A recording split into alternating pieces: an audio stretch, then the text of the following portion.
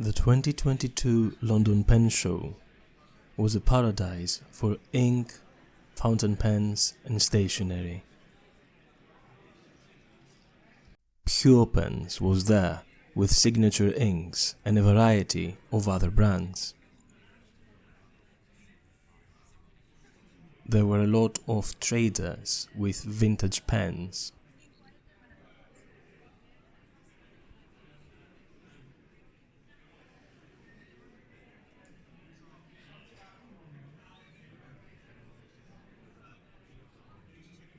And this particular company had specialty paper for ink swatches,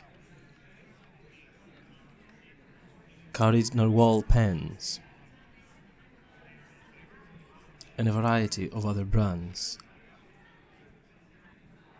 as well as the largest collection of dominant industry and Vinta inks. This was a very interesting stall called Spark Nibs, and they had diagrams as well as samples showing how they make their own nibs.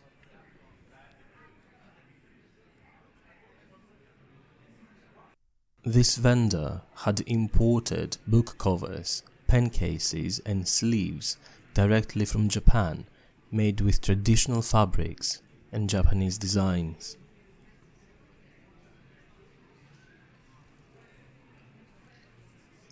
Dense Pens was a very interesting stall.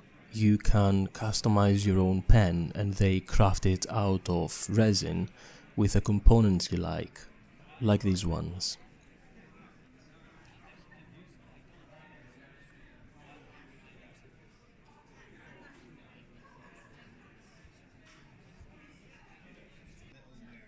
Now, of course, there isn't pen show without cult pens. They had the largest variety of inks, and to my surprise, they also had Sailor, which usually is extremely hard to find unless you're in Japan.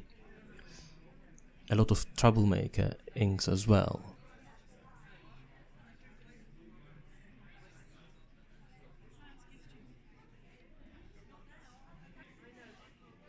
They also had a lot of stationery from some brands I've never seen before, to Leuchtturm and this one, which is the Kaweco Pick and Mix fountain pen. You can choose the components and they make it on site.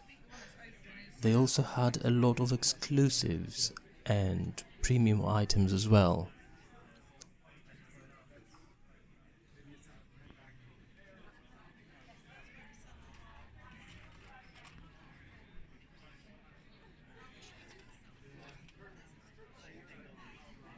And of course, the LAMY corner.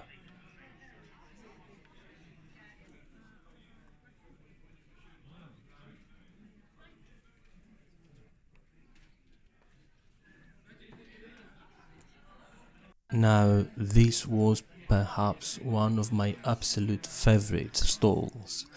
It was a calligraphy stall and they used watercolors as well with nibs.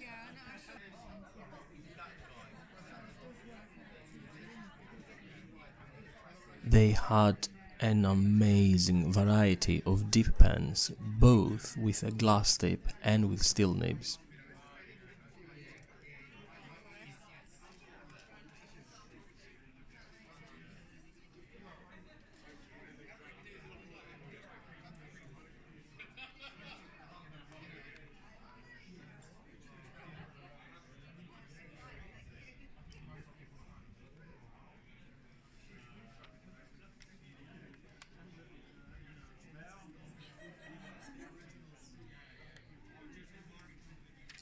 And it was the only stall I saw that had a dedicated corner in wax sealing.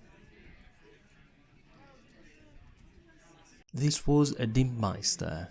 They could tune and grind the nibs of people, and they actually had a massive queue.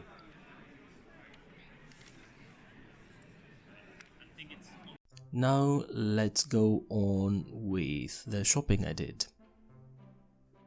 Hello everyone and welcome to my first actual video on pens, inks and everything fountain pen related. And also welcome to my hotel room.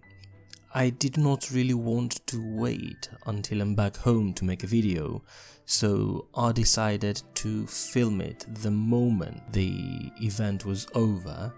So apologies for the low quality video and audio.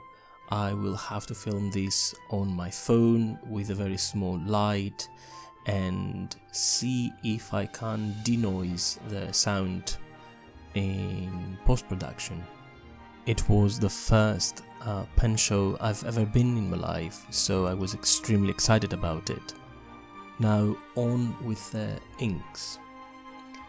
To swatch these I need two important things. One is paper, and the paper in this video was actually given to me by this company called Scrittura Elegante. I was discussing with a lady, she was lovely, and I told her that after the event I am going to swatch some inks, and she very politely gave me paper to do my swatches, so thank you so much.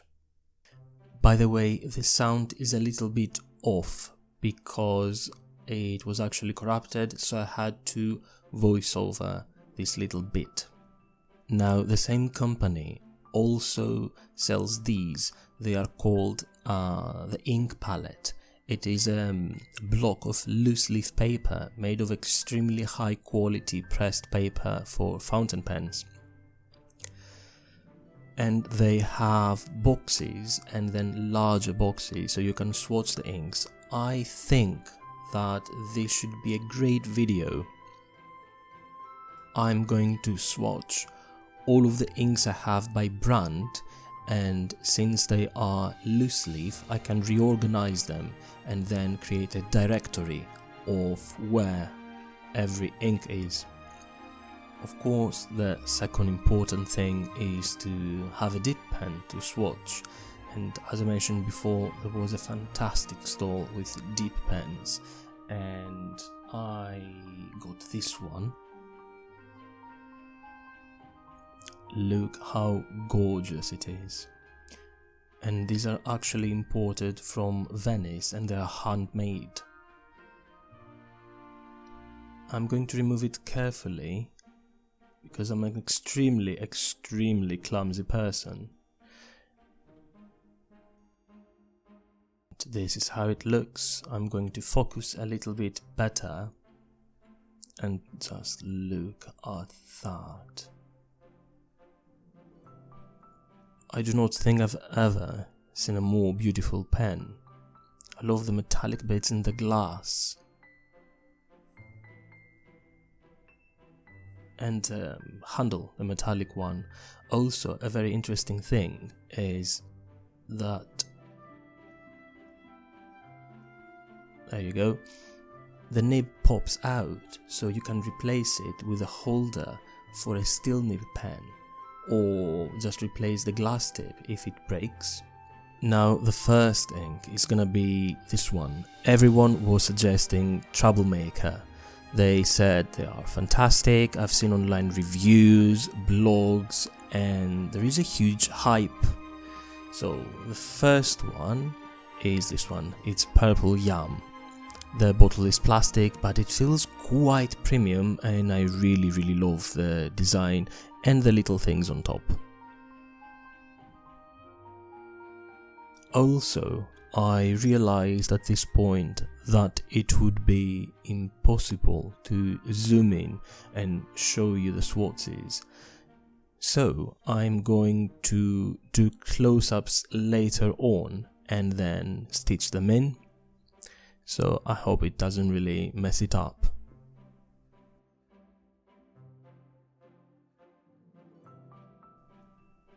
And this is the close-up on natural light. It is so peculiar, I really like it. It is like a deep purple with a very nice sheen on it. And this is a note from the future me. I realized perhaps you wanted to see it on a different paper, so this is swatched on Rhodia paper. and unfortunately you can see the rest of these because I did it all at once. The next one is a Troublemaker, again called Hanging Rice.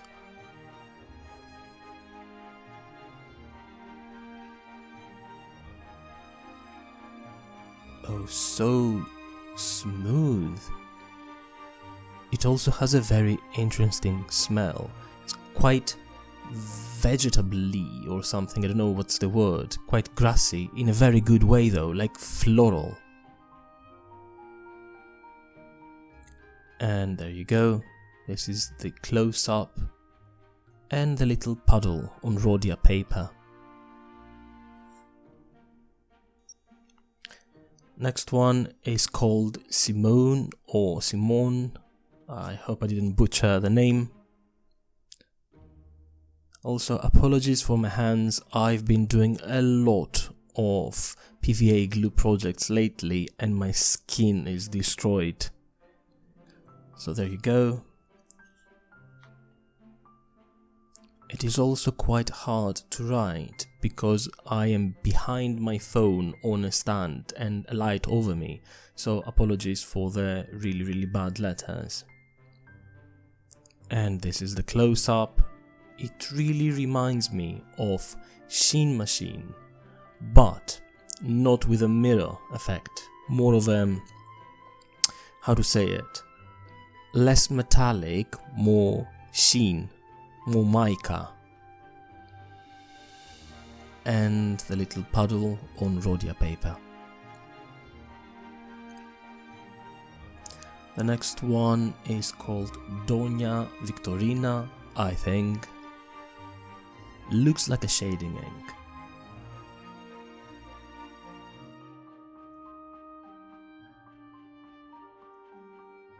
Oh wow, this is so wet, and also you can tell there is a shading. There is shade even on the bottle if you can see it.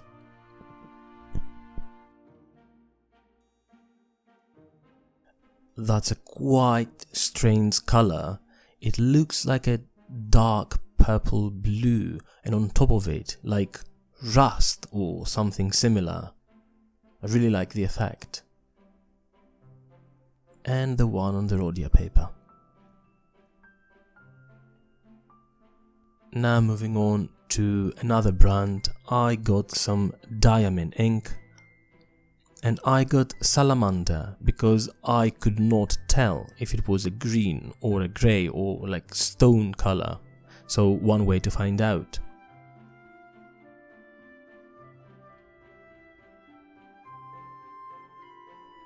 Yeah, I also give up trying to cover the rest of the swatches because I'll do them all at once and there is no point. You've seen them and the paper really gets in the way. Now on Salamander it is very strange. So it's like a khaki grey green, but more green in real life. And even on Rhodia it's greener in real life than on the camera. The next one is Oxford Blue. I've never had a very blue ink, so that looks ideal.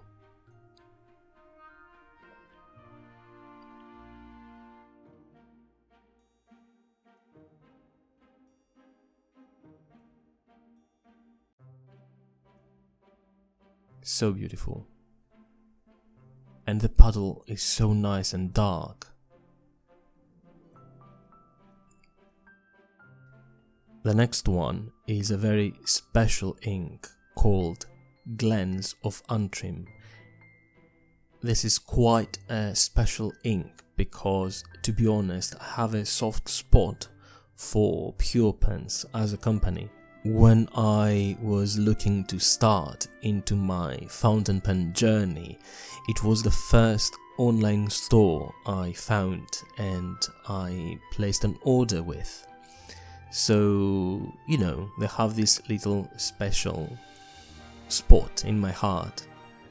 Plus, they are a family-owned business and it makes me really glad seeing how they evolve and how they get bigger and bigger, adding new products, their own ink lines.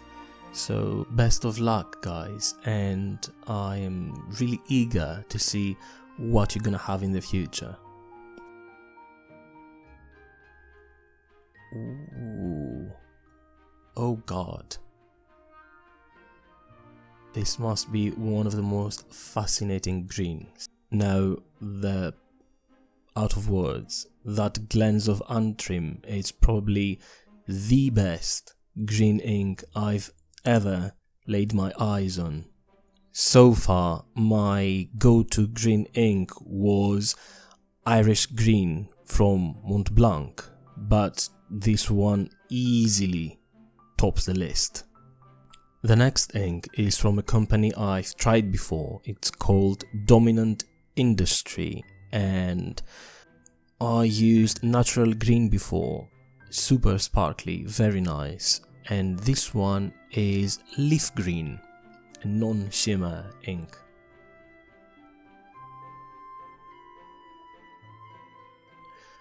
I also really like how these inks come with a small pipette, so you can fill in like an eyedropper pen.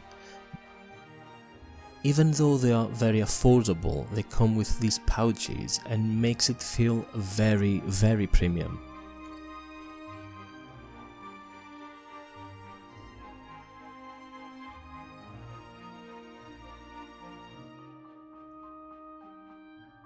Leaf green is very, very odd in a good way. It seems that in the absorbent paper, the green one sits down and you have brown on top.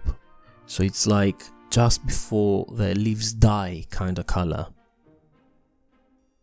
And on Rhodia, because it is not absorbing it, you can see both green and brown on the surface. Onto a company with perhaps the best aesthetics, the most beautiful boxes, even the packaging is beautiful, and that's Ferris Wheel Press. This time I got Peter Moss.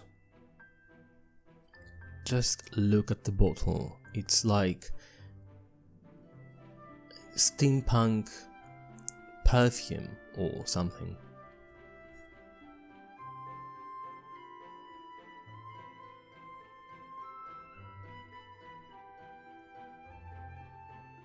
And there we go, similar to leaf green, it has absorbed the highlights, the paper, and then you can see the darker tones on the surface. It's so nice.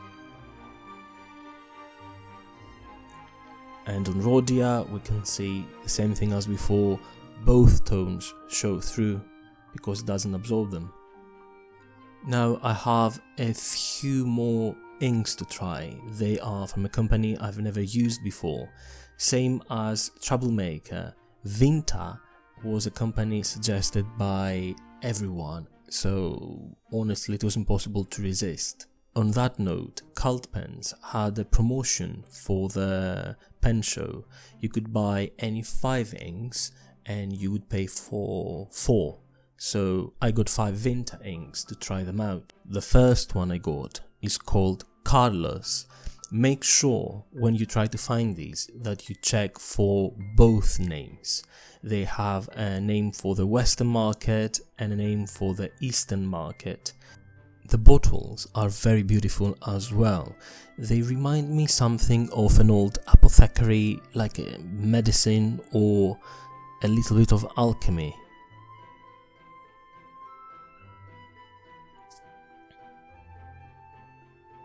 Okay, I have not seen this before. It has a seal. Oh wow. Oh dear. This is beautiful.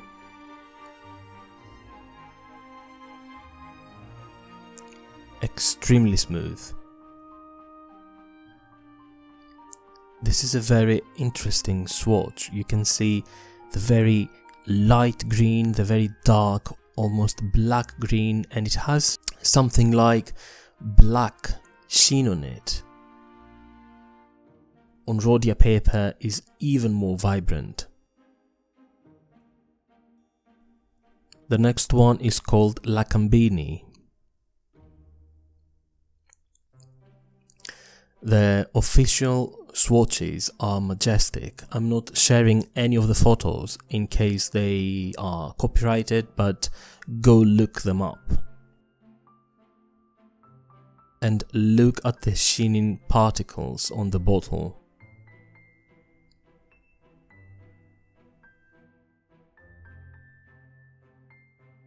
This is a very thin ink and it doesn't really work with a deep pen. It cannot hang on the glass.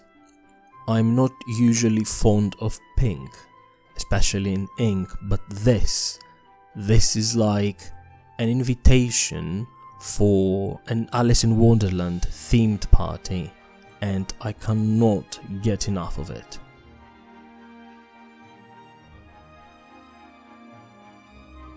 The next one is Pagtangi, I think it's called that. Again, very, very shimmery.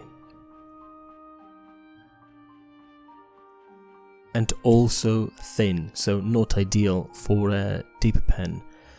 But it is so interesting. It feels like writing with smoke that has been adorned with gold.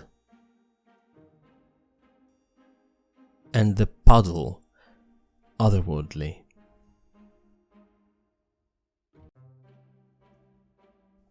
The next one is called Salim Bey, and I forgot to mention how beautiful the boxes are. Also, look at the shimmer in the bottle, the purple and the blue and all this shine.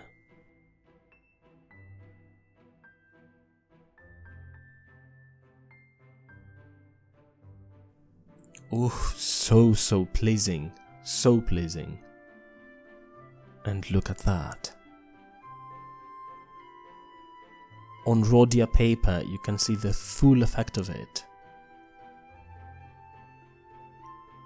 Okay, I think I can do this all day, just like back and forth, back and forth. And the last thing I got, it's from Vinta again, called Bodabil. Also, a very useful tip: if you want to swatch but you do not have a cotton swab, you can use the back of your glass pen. And I'm gonna swatch again for comparison. Right, this is absolutely the nicest ink I've seen when it comes to dual tone, shading and shimmering.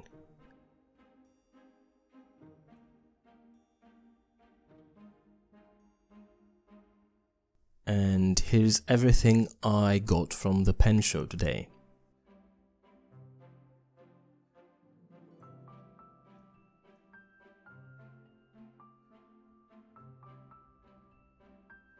I really do hope you enjoyed this video as much as I enjoyed making it for you, and I'm looking forward to make even more in the future. For now, I will leave you with a nice view over London from the hotel window, and I'll see you on the next video. Goodbye.